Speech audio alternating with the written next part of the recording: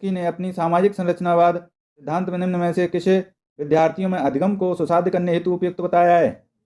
सहकर्मी सहयोगिता, सांस्कृतिक उपकरणों का हस्तक्षेप, रटकर याद करने पर बल, गैर संदर्भित पाठ्यक्रम। हेलो दोस्तों, स्वागत है आप सभी लोगों का आरजे जी के स्टडी चैनल पर। दोस्तों, आज हम सीडीपी का प्रैक्टिस सेट 13 लेके आए हैं, जिसमें हम 30 मोस्ट इंपोर्टेंट क्वेश्चन देखेंगे। तो आइए दोस्तों स्टार्ट करते हैं। पहला क्वेश्चन दिया है, समकालीन विचारधाराओं के अनुसार बाल विकास की प्रक्रिया कैसी है? सभी बच्चों के लिए एक समान है और सभी बच्चे एक निश्चित आयु तक आते आते विशिष्ट निर्धारित लक्ष्य अवश्य प्राप्त कर लेते हैं। बहुआयामी हैं क्योंकि बच्चे विभिन्न प्रकार के संदर्भों में पलते बढ़ते हैं। ऑप्शन सी दिया है, का पूर्वमान बिल्कुल नहीं लगाया जा सकता, यद्यपि विकास सभी के लिए एक दिशात्मक होता है, सिर्फ माता पिता से प्राप्त आनुवंशिक गुणों द्वारा ही निर्धारित होती है। आंसर है ऑप्शन नंबर बी, बहुआयामी है क्योंकि बच्चे विभिन्न प्रकार के संदर्भों में पलते बढ़ते हैं। क्वेश्चन नंबर 2, विकास का डैश सिद्धांत बताता है कि गामक कौशलों का विकास शरीर के मध्य से आरंभ होकर शरीर के सिरों की ओर बढ़ता है। घुमावदार, विशिष्टता, अधोगामी, शीर्षगामी। आंसर है ऑप्शन नंबर सी।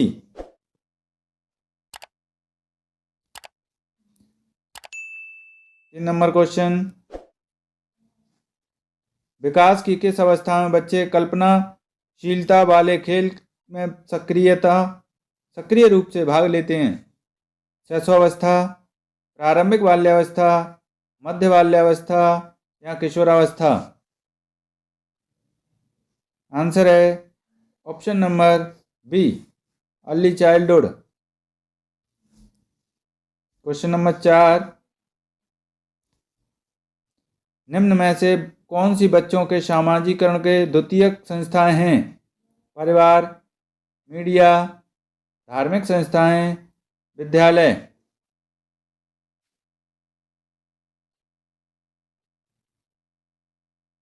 आंसर है ऑप्शन नंबर सी।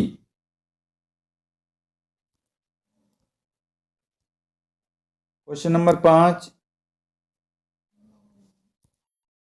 रुचि को 3 पेंसिलें दिखाई जाती हैं। वह देखती है कि पेंसिल ए पेंसिल बी से बड़ी है और पेंसिल बी पेंसिल सी से बड़ी है। जब रुचि यह निष्कर्ष निकालती है कि ए सी से बड़ी है, तो वह जीन पियाजे के किस संज्ञानात्मक विकास की विशेषता को दर्शाती है?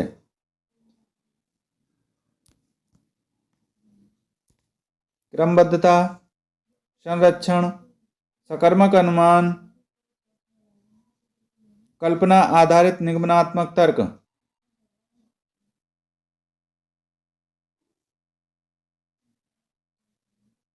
आंसर है ऑप्शन नंबर सी।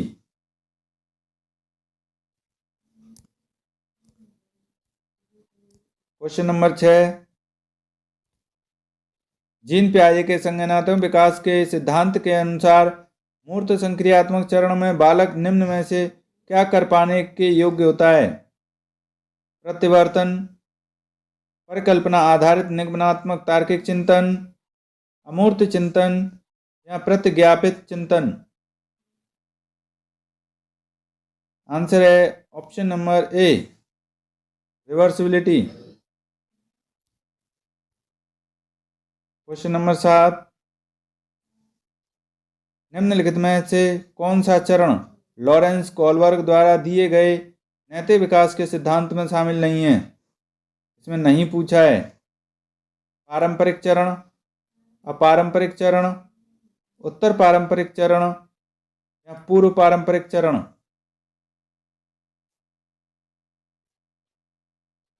आंसर है option number B. Question number 8, एक अध्यापिका अपनी कक्षा के लिए लेव वाइगोत्स्की के सामाजिक संरचनावादी सिद्धांतों पर आधारित शिक्षण अधिगम प्रक्रिया तैयार करना चाहती है। उसे निम्न में से किसके प्रयोग से बचना चाहिए? सामाजिक संदर्भों पर आधारित शिक्षण अधिगम की अभिकल्पना करना, विद्यार्थियों के अधिगम प्रयासों का गहन अवलोकन करना,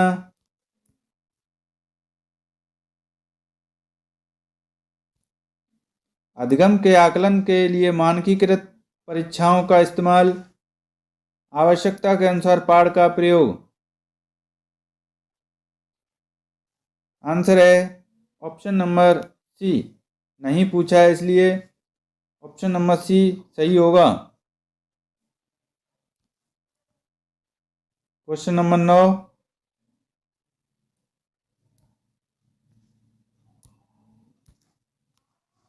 लेव वाइगोत्स्की ने अपनी सामाजिक संरचनावाद सिद्धांत में निम्न में से किसे विद्यार्थियों में अधिगम को सुसाध्य करने हेतु उपयुक्त बताया है?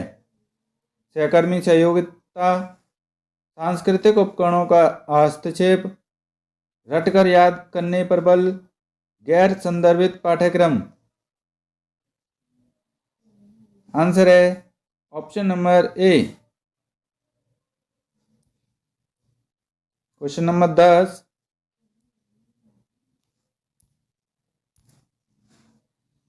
किसी प्रगतिवादी कक्षा के बारे में एक अध्यापिका का क्या विश्वास होना चाहिए?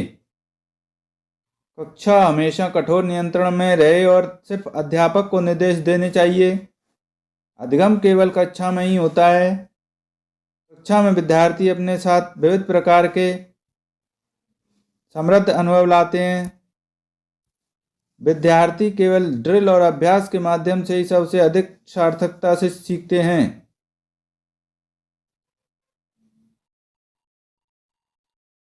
आंसर है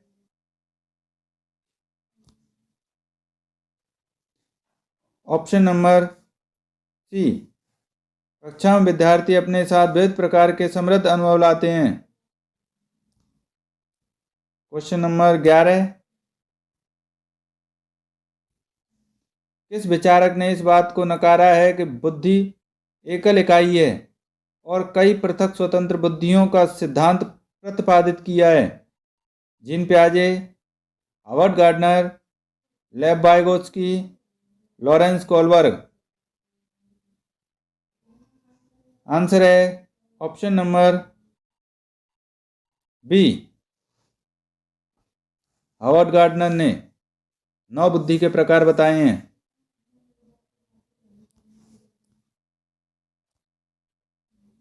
क्वेश्चन नंबर 12, खिलौने के रूप में गुड़िया मिलने पर रोहन की प्रतिक्रिया थी, मुझे यह खिलौना पसंद नहीं है क्योंकि लड़के गुड़िया से नहीं खेलते हैं। यह किसका उदाहरण है? जेंडर प्रासंगिकता, जेंडर भेदभाव, जेंडर रूढ़िवादिता, जेंडर स्थिरता। आंसर है option number C. Question number 13, एक शिक्षक 1 महीने की अवधि के अंतराल में विद्यार्थियों को निबंध लिखने के लिए कई ड्राफ्ट लिखने के लिए सहयोग देता है। यदि यह शिक्षक प्रत्येक विद्यार्थी के सभी ड्राफ्ट को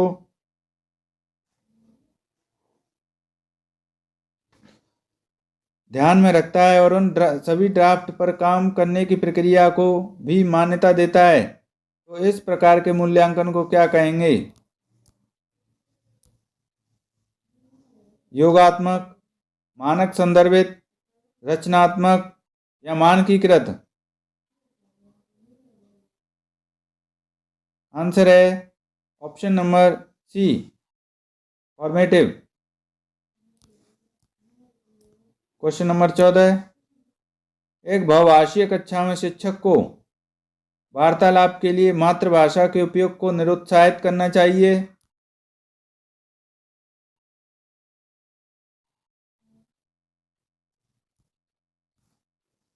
ज्यादातर विद्यार्थियों द्वारा बोली जा रही प्रमुख भाषा को ही स्वीकार करना चाहिए। भाषाओं की विविधता के बारे में जागरूकता लानी चाहिए। और विद्यार्थियों को पसंद अनुसार भाषा के इस्तेमाल की अनुमति देनी चाहिए। एक लक्ष्यांक भाषा जैसे कि अंग्रेजी को छोड़कर अन्य भाषाओं के उपयोग की उपेक्षा करनी चाहिए।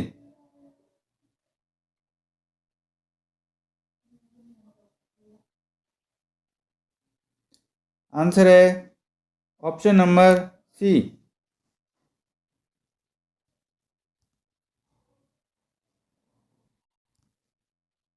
क्वेश्चन नंबर 15, राष्ट्रीय शिक्षा नीति 2020 के अनुसार शिक्षा को केवल पूर्व निर्धारित विषय वस्तु पर केंद्रित होना चाहिए, समस्या समाधान पर केंद्रित होना चाहिए, अधिगमकर्ताओं में समालोचनात्मक चिंतन का विकास करना चाहिए, या अन्वेषण आधारित निर्धारित और खोज आधारित होना चाहिए। आंसर है ऑप्शन नंबर ए।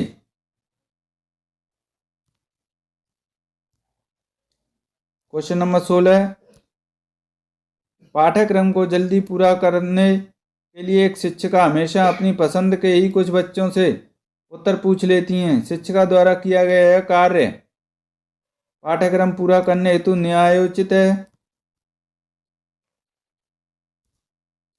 यह दर्शाता है कि शिक्षिका में अपनी कक्षा के श्रेष्ठ बच्चों को पहचानने का अच्छा कौशल है। विद्यार्थियों को समान अवसर की उपलब्धता से वंचित करता है। सभी विद्यार्थियों के समान सम्मिलन को सुनिश्चित करने में प्रभावशाली होगा। आंसर है option number C. Question number 17, dyscalculia से पीड़ित छात्र के समावेशन हेतु निम्न में से क्या महत्वपूर्ण है? कार्य पूर्ण करने के लिए सख्त समय बाध्यताएं निश्चित करना, विद्यार्थी को दृश्य आधारित परिकलन और गणित संबंधी प्रयोज्यता उपलब्ध करवाना,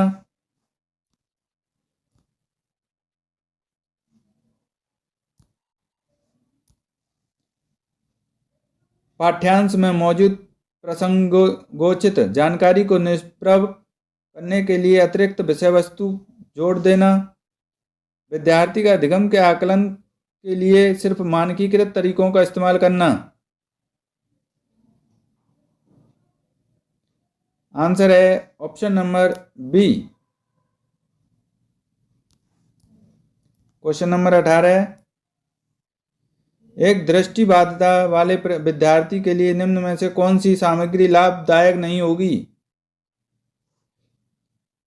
स्पर्शिक ग्लोब, छोटे अक्षरों वाली पुस्तकें,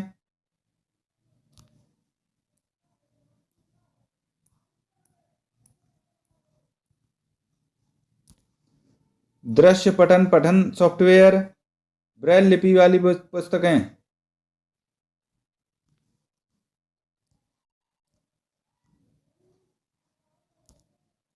आंसर है option number B. 19 number question देखेंगे। कथन ये दिया है, भाषा शिक्षण के दौरान एक अध्यापिका को लिखित सामग्री के साथ साथ श्रवण पुस्तकें भी उपलब्ध करवानी चाहिए। तर्क दिया है, आर प्रस्तुतिकरण के विविध विकल्प विभिन्न अधिगमकर्ताओं की जरूरतों को पूरा कर पाते हैं, जैसे कि पठन विकारों से जूझते विद्यार्थी।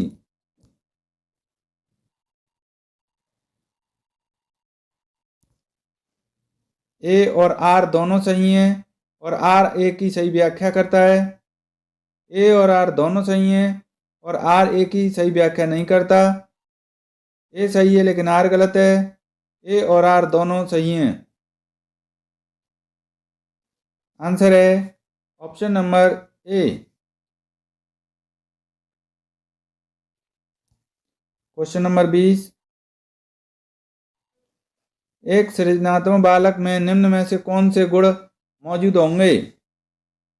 अपसारी चिंतन, अविसारी चिंतन, अमूर्त चिंतन की योग्यता, नवीन आमुख उत्पादन की योग्यता।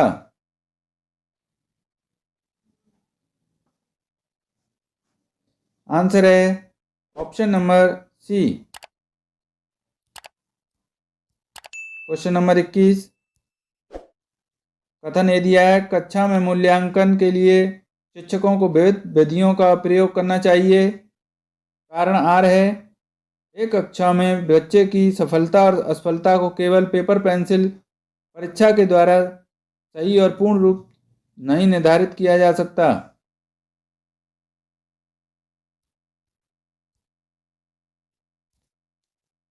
ए और आर दोनों सही हैं और आर ए की सही व्याख्या करता है।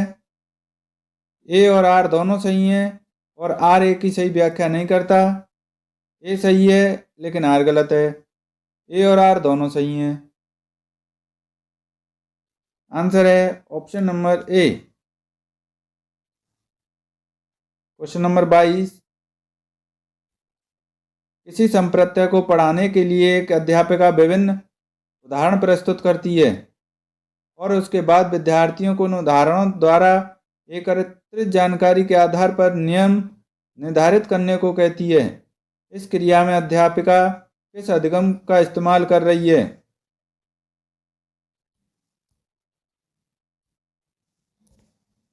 निगमनात्मक, आगमनात्मक, अनुकरणात्मक, प्रतिस्पर्धात्मक।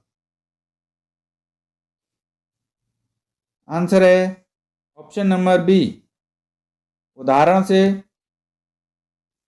नियम की ओर जा रहे हैं तो आगमनात्मक तर्क होगा और नियम से उदाहरण की ओर आएंगे तो निगमनात्मक होगा। क्वेश्चन नंबर 23, कक्षा नियमन में विद्यार्थी की सहकारिता हेतु एक अध्यापक को क्या करना चाहिए? स्वयं कठोर और अटल नियमों का निर्धारण, विद्यार्थियों के दुर्व्यवहार के बारे में अभिभावकों से बार बार शिकायत, मापदंडों का पालन न करने पर विद्यार्थियों की भर्त्सना, मापदंडों और नियमों को स्थापित करते समय विद्यार्थियों की सहभागिता। आंसर है option number D. Question number 24, वह विकल्प चुनिए जो उन संदर्भों का सही चुनाव करता है जिनमें बच्चों के लिए अधिगम हो पाता है। खेलकूद, घर, कक्षा कक्ष। आंसर है option number C. Question number 25, निम्नलिखित में से कौन सी तकनीक छात्रों में समस्या समाधान कौशलों के विकास हेतु प्रभावशाली नहीं है? मुद्दों पर चर्चा को सुसाध्य करना और छात्रों को चर्चा में भाग लेने के लिए प्रोत्साहित करना,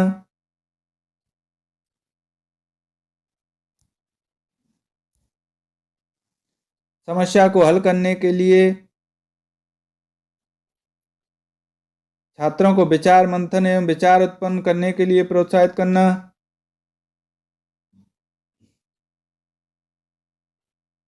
समस्या का समाधान खोजने के लिए छात्रों को विविध प्रकार की शिक्षण सामग्री प्रदान करना, हर समस्या के लिए एक ही जैसी पूर्व निर्धारित चरण दर चरण प्रक्रिया के इस्तेमाल पर बल।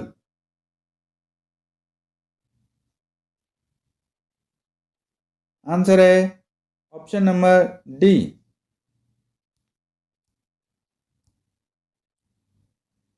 26 नंबर क्वेश्चन है, निम्न में से कौन सा एक संरचनावादी कक्षा का विलक्षण है? अधिगम प्रक्रिया में अधिगमकर्ता निष्क्रिय होते हैं, पाठ्य पुस्तक को रटकर याद करने पर अत्यधिक महत्व दिया जाता है, कक्षा में बच्चों को प्रश्न पूछने के लिए प्रोत्साहित नहीं किया जाता, कक्षा कक्ष में बच्चों के लिए पिछले अनुभवों का उपयोग नए ज्ञान की रचना के लिए किया जाता है। आंसर है ऑप्शन नंबर डी।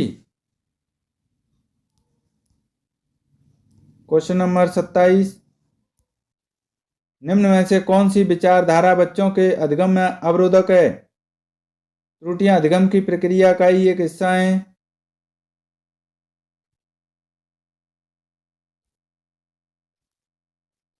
अधिगमकर्ताओं के लिए त्रुटियां करना एक लज्जाजनक कार्य है। त्रुटियां अधिगमकर्ताओं की संकल्पनात्मक समझ में अंतरालों की जानकारी देती हैं। अधिगमकर्ताओं को डांट के भय के बिना त्रुटियां करने के लिए मौका मिलना चाहिए।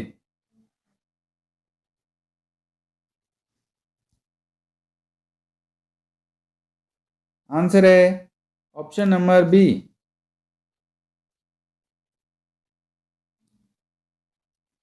क्वेश्चन नंबर 28, निम्न में से कौन सा बाह्य अभिप्रेरणा का एक उदाहरण है? अपने अधिगम को दृढ़ करने के लिए शोध करते समय अमन विभिन्न स्रोतों की सहायता लेता है। नकद इनाम पाने हेतु रेयान एक परियोजना के लिए विभिन्न स्रोतों से खोज करता है।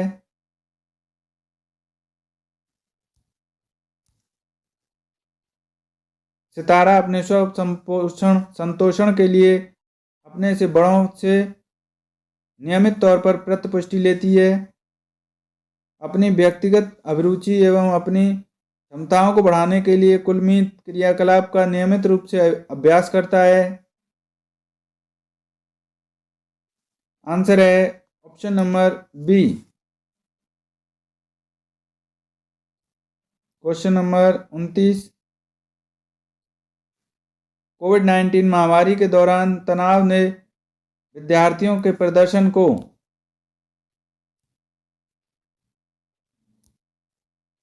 नकारात्मक रूप से प्रभावित किया है।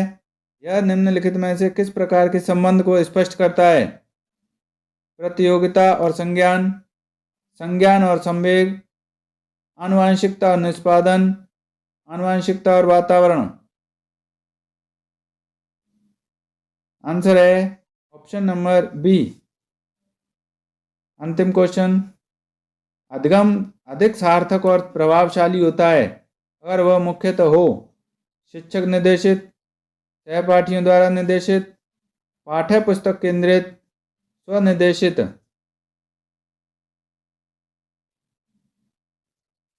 आंसर है ऑप्शन नंबर डी।